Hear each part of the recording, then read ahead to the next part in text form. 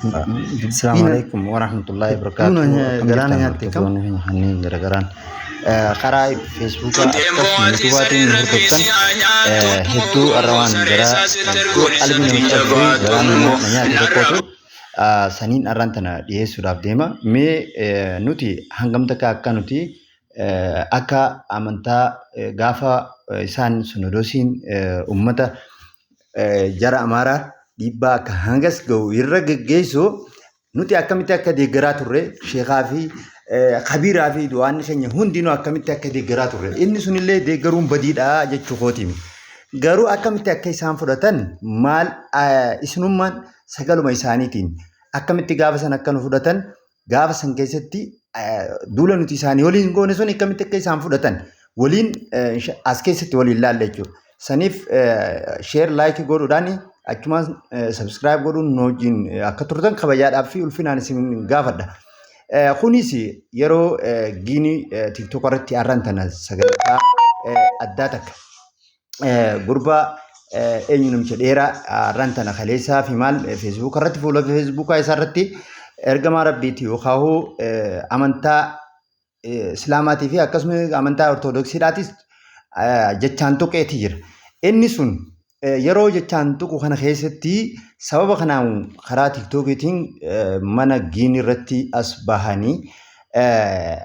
أسو هاسون ميرا جايبا خيسو عربراتو كوخيسنا قلبتن إنه كنيس مالي مي غافني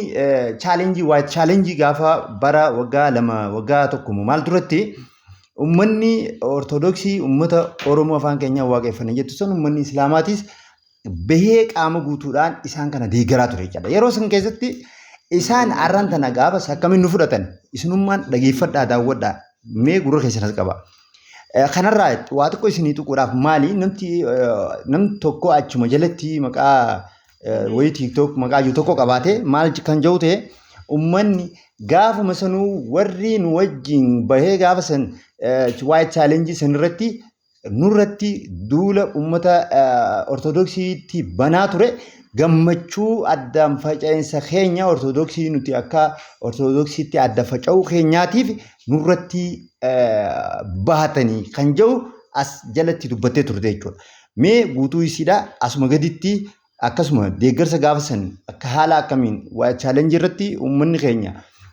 amantaan osoo waliin qoodin bahee isaan deeggaraa turee fi isinis walumaan waan isaan jaanis walumaan as gaditti kan laallutaa nu hordofaa. Share, subscribe, follow godha chuman jechu galatoma. Tani yoo jedhan namtichoon dhaqee Amr ibn Salim Moosaa akkas jedhama. Nusirta yaa Amr ibn Salim jedhaniin si tumsamteetiin hin jirtaa jedhaniin yeroodhuma sanitti osoo hin turre jechuu deebii kennaniif. Boodarra Rasuulli sallallahu alaihi wasallam gara waraana 10,000 lakkaahamu qabatanii fathii makkiyaatiif gara makkaatitti dhufan. Shufta keef Rasuulli sallallahu alaihi wasallam أمني خزاعات كفري الرجلات والجن كافرة والجن نصرت يا عمرو بن سالم جلانين انتم سمتيتني انجلتا سيتم سا إنما أيها دي زبراك يا رسول صلى الله عليه وسلم لا نصرني الله إلا أنصرك يو أنسن تمسني رب يونا تمس يو كنا تمسني أكسرني كان في وني واسعة والانهرير نفيد مالين ميدو حيا قابلين كينيا قالي أكما فيديو رادا جيبتني تورتنيتي وني جرو خانه مي هي شيخ جمال فان ويا خان الرتي شيخ جمال فان ورده غراني مواد ندي فان مو ورنده غريني انيس ورده غري راي غري شيخ جمال يجو ماليف غمن بيتو جي غرا فيسبوك يسادين ماليف غمن بيتو اوسو هن هوبتين هن دبتين جي سوره قرانات سوره الروم جامتو خيسه ربين توتا لمه مسلمه هنتهن توللت سينا إساني يرون وفهموا شيء جمالي كنا جا يرو توتي جبدون إنجفتون لا سياقدون إنجفتمت لا لما توني إنجفتون سني توتا أماراتي كسي قبل فكينيا تسلا إنجفتو سلا دور إنجفتو دا ديبتي أما إنجفتمان إنجفتي ياقدو قويا سم مؤمنتوني نقم مدنجة جودا في إبسيج سورة الروم كيتتي كتيك أبصو تنقرانا خيسة تجرتو خيسة إسا توقو جي تيقالي warri ruum ja'amu kan injifate kun warra kitaabaati warri ruum warra kitaabaati siigalee warri faaris kan injifatame kun warra kitaabaa miti jarri lachuu muslimaa miti garuu warra ruum kanaatu gara kitaabaa himataniin muslimatti irra dhiyaataa je kitaabuma himatu saniin muslimatti irra dhiyaatanii saniif gammadaniif je akkasin rabbiin akka gammannuuf nu godhee jechuu hime siigalee ubbiitana keessa dabaafadhu akkasuma gaafa ruuf injifatamtu san qureeshonni muslimtootaan wal lolaa turan akkuma arra muslimoonni jara kanaaf gammadanitti isaaniif injifannoo faaris irratti argachuu saniif gammadanii turan je Nabi Muhammad sallallahu alaihi wasallam akka warri ruum injifatu taa'u waan himee jiruuf ugoomuu injifannoo kanaatiif mu'mintoonni gammadan je ammas karaa birootiin siigalee akkasuma ammas aduwwiin ka yaadda'uufis numa gammadda garee lamaan wal dhabde keessatti inni irra rakkoo guddaa qabu injifatamuufis numa gammadda akkasuma je xumurarratti siigalee jarri duris nu miidhaa ture nuuf yaaddoo turan siigalee deebi'ee injifataan gartee duri injifataa ture suni injifatamuun nuti nuuf gammachuudha kar tokkoon yaa jirana maalumaaf dubbii tana nu harkaa kana goggootan kanaaf jecha wanni gammannuuf beeyna jechuu barbaanneeti siigalee wanni gammannuuf beeyna maqaan keenya tokkuma walumatti waamamna madaan keenyas tokkuma walumatti dhaanamna warra olaantummaa boo'u kun gaafa nu cabsu ceeku amantaas ta'e gandaan nu mararfatee hin beeku nan ilaallatu jettee of hin sobiyyaa tiru oromoo taatuuf taanaan isaaniif firri hin jiru. Nan ummanni Oromoo biyya keessaa fi biyya alaa jiru duuladdee garsinodosii haaraa fuula miidiyaa hawaasaa irratti adeemsaatiin jiru. Adiidha uffannaa adiidha dubbanna waliif dubbanna akka aduuti ifna jechuudhaan kan barreesse ammoo barsiisaa saayinsii siyaasaa kolleejii Albiyoon Dr. Milkeessaa Miidhagaatiin artistii Galaanaa Gaaromsaa gama isaatiin galaabate barbaadaa turre bara dheeraa amma bakka dhibee keenyaa tokko keessa arganneerra. Artistii Jaafar Yosef walaleessaa Lataa Qana'ii Aagaa adii uffachuudhaan maqaan keenyas tokkuma walumatti waamamna madaan keenyas tokkuma walumatti dhaanamna warri olaantummaaf boo'u gaafa nu cabsu ceeku amantaas ta'ee gandaan nu mararfatee hin beeku nahni ilaallatu jettee of hin sobiyyaa tiru oromoo taatee of taanan isaaniif firri hin jiru jechuudhaan walaloo gabaabduu kanaan dabaaleetiin jira kabajamtoota fi jaalatamtoota keenya warra aayyoo koo boochisee sirbee nurratti dhiichise har'a gaafa isaan boo'en fuudhana kajeelchisee jechuudhaan qoosaa addaatiin dabaalee hiikuma hiika harki dabareedha wal dhiqa jechuudhaan artistii Ittiqaa Tafarii akka ajaa'ibatti suuraa adii maxxansuudhaan dabaleetiin jira. Artistoonni akka Taaddalaa Gammachuu, Qamar Yuusuf, Ittiqaa Tafarii, Bilisummaa Dinquu, Daawwitee Mokkonnan, Usmaan Sheekaa, Leencoo Gammachuu, Muhammad Aadamii fi kanneen biroo artistoota duuladdee garsinodosii kanatti dabalamanidha. Inni tokko afaansaa cabe aadaa isaa badeef quuqaa dubbata. Inni tokko si bulchuu dhabe sisaamuun dhabeef gurraacha uffata jechuudhaan kan maxxanse ammoo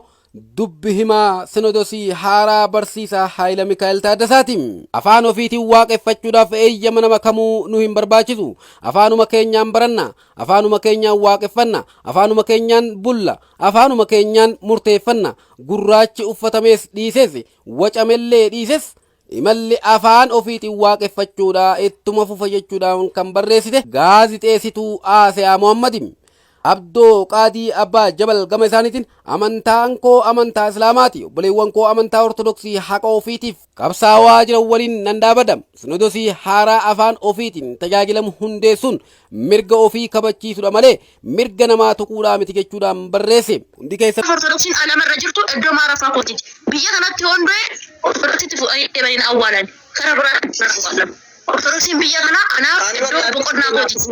Kafan iddoo boqonnaa kootiti. Kanaaf walaa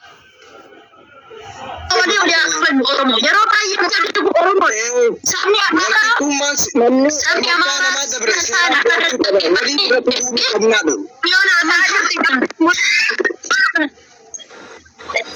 walqixxummaan amantaa kabajamuu qaba. Seerri kabajamuu qaba. Waloodhaan irratti ijoollee warra waliin nu buusu kana seeraan qabnaadha. Yaanni keenya kanuma. Bara darbeetu nu qochaa jira. Amma akka durii hulluu lafa goona wanti hunduu Barrisuni abbaan feete kaatee amantaa keenya irratti afaan ishee xaragattee galtee nagaa raftu hin jiru barrisun tareera biddeenaaf juusinitti ta'a namni amantaa keenya irratti kaayyoo akkasii qabdan.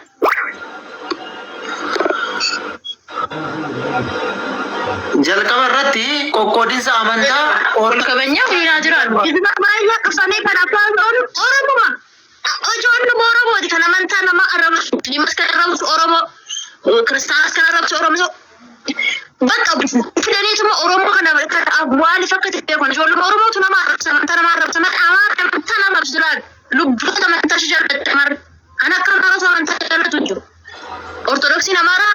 masmaan qabdu amantaa isheetiin musliimni Amaara masmaan amantaa isheetiin. Akka dhuunfaa kiyyatti yeroo bafadeemu nama amantaa namaa tokkoniin balaaleffadha ani kanuma yaanni kiyya amantuma fadhee waa ta'u walqixxummaan amantaa haa kabajamu jechuufi galatoomi deddeetti. Atis galatoomi yaadda kee. Hundi keessan galatooma. ganni bahuudhaaf Yaada dubbataan booloo akkamitti seera akkasuma agarsiisa. Bolboo yaada qaba. Ayyaa yaada keessan xumuratu. Yaadan qabaanillee yaada koo xumuradheen baashi ajaa'iba itti buuf.